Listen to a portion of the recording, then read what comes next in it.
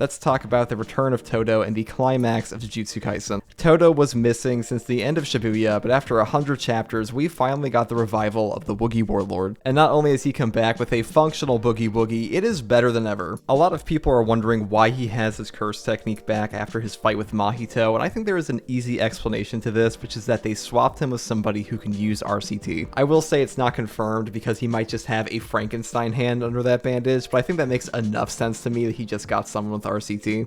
What makes less sense to me is that Todo has been missing this entire time for no good reason, at least no good reason they've given us so far. Because let's be clear, Boogie Woogie is boogie busted. This technique is so practical and gives you so many options to cheese your opponent that sidelining him has got to be the dumbest idea Gojo Squad has ever come up with. And in chapter 259, we see his proficiency with Boogie Woogie has granted him maximum Woogie range, and he is now capable of swapping people through closed barriers. I'm not sure if he could have done this before, or maybe he could have, but we never got to see him do it. Either way, this is a pretty incredible feat, and it also seems like he teleported them simultaneously. Point is, Todo is busted. So busted he got sidelined, and if his technique is this good, just clap and sync with the World Slash and swap Sukuna into it. I am glad that Todo is back, but I can't help but feel like he came in a little suspiciously late. Did all of these characters really have to die? Was my man Kashimo not even worth a pity clap? Maybe you feel the same way, let me know in the comments below, but either way, Todo being back, this is a good thing, because Todo is so important for Yuji's development. Yuji was reasonably shaken after he thought Sukuna burned all of his friends alive in an airtight domain. And beyond simply killing him, Sukuna's main goal here is to break down Yuji's ideal, because he simply can't stand him. And just like Yuji, Todo possesses an unbreakable will, and I really don't think Todo's the kind of guy to ever give up. Right now, Sukuna has no curse technique because he is on domain burnout, so Yuji and Todo are just going to jump his ass. And if we're just looking at this situation on paper, I think Todo and Yuji have a pretty good shot here. Yuji's punches still nerf Sukuna, and like I've said before, Boogie Woogie is an incredibly useful technique. So the situation here sounds pretty good. Most of the other characters outside of Choso are still alive and should be able to fight, but unfortunately for all of them, Sukuna is on a character arc surrounding Yuji, and the legends of the Malevolent Kitchen, the cooking CT, they are real. The open hearth or open furnace, that is the strongest part of Sukuna's technique. That is undeniable. They called his ultimate move. That sounds pretty final to me. This guy prepares the meal with cleave and dismantle. He opens up the oven, puts you inside of it, pressure cooks you, and then he presumably eats you. If Yuji and Sukuna have the same latent potential and Yuji is able to gain power from eating cursed objects, I'd be surprised if Sukuna can't do the same thing. Gojo says, a vessel like this comes once every 1,000 years, and I always assumed that Sukuna himself was a vessel just like Yuji. This is also supported by Sukuna saying that Yuji was bred as a Culling Games player with a finger sealed inside of him already at birth, and this was necessary to ensure his strength as a vessel. And this was the information that made Sukuna's fridge connect the dots that Yuji has the same potential as Sukuna himself. So it sounds like the running theme with both Yuji and Sukuna is that their technique revolves around chopping you up, cooking you, and then eating you, like a multi-step process to create a Mario mushroom. And right now, Sukuna looks like he could definitely use a Mario mushroom. He is still missing 2 arms, he's about to get jumped, and his fire arrow, no offense to Choso, it didn't kill anyone important. Curse tool from the Heian Era, the Heat 10 or Trishula, is nowhere to be seen. Maybe he gets this at the very end of his cooking process. We've also seen him shapeshift his head to bite off Hana's arm in one bite, like a giant bobblehead, so maybe we'll see this again as well. So what does this all mean? Does this mean that Todo is going to get eaten by Sukuna? I'm be honest, probably. Todo has a busted curse technique. He's been gone for 100 chapters. He just came in to fight the King of Curses, and he is also close to Yuji. All I'm saying is, being close to Yuji and having an OP curse technique, that is about as high as your death flag can get in the series. I think that Todo is primarily being set up to close out his relationship with Yuji and set him on the path to save Megumi and pull him out of despair, just like Todo did for him. Megumi has been shown to the audience multiple times. The story is setting him up to come back not only as a character, but as a powerhouse. With the recent reveal that if somebody uses high-level jujutsu in your body